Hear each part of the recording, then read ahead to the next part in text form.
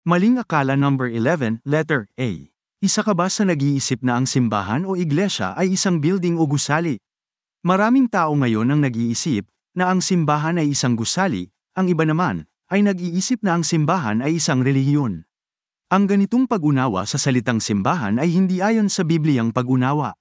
Ang salitang simbahan o iglesia o church ay galing sa salitang Griego na ekklesia na ang ibig sabihin ay isang pagtitipon o mga tinawag. Kaya ang simbahan ay hindi tumutukoy sa isang building o relihiyon na gaya ng tinuturo ng mga bulaang sekta, kundi ito ay tumutukoy sa mga tao, sa mga mananampalataya, sila ang mga totoong Kristiyano, mga taong tumanggap kay Kristo bilang kanilang Diyos at nag-iisang tagapagligtas. Ang ugat na kahulugan ng simbahan ay hindi isang gusali, kundi mga tao. Kapag tinanong mo ang mga tao kung anong simbahan ang kanilang dinadaluhan, kadalasang tinutukoy nila ang isang gusali o pangalan ng relihiyon. Malinaw na makikita natin na ang ganitong pagkaunawa ay malayo sa sinasabi ng Biblia.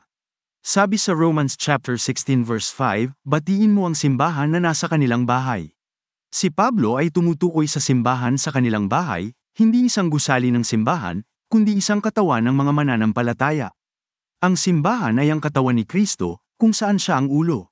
Sinasabi sa Ephesians chapter 1 verses 22 to 23, at ang lahat ng mga bagay ay pinasuko niya sa ilalim ng kanyang mga paa, at siyang pinagkaloobang maging pangulo ng lahat ng mga bagay sa iglesia, na siyang katawan niya, nakapuspusan niya ong pumupuspos ng lahat sa lahat.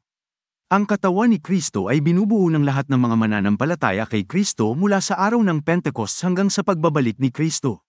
Sa kabuuan, ang simbahan ay hindi isang gusali o denominasyon. Ayon sa Biblia, ang simbahan o church ay ang katawan ni Kristo, lahat ng naglagay ng kanilang pananampalataya kay Kristo para sa kanilang kaligtasan. Ayon sa Biblia, maaaring tingnan ng simbahan sa dalawang paraan, ito ay bilang pandaigdigang simbahan o universal church, maaaring din itong tingnan bilang isang lokal na simbahan o local church at yan ang ating pag-aaralan sa susunod nating video.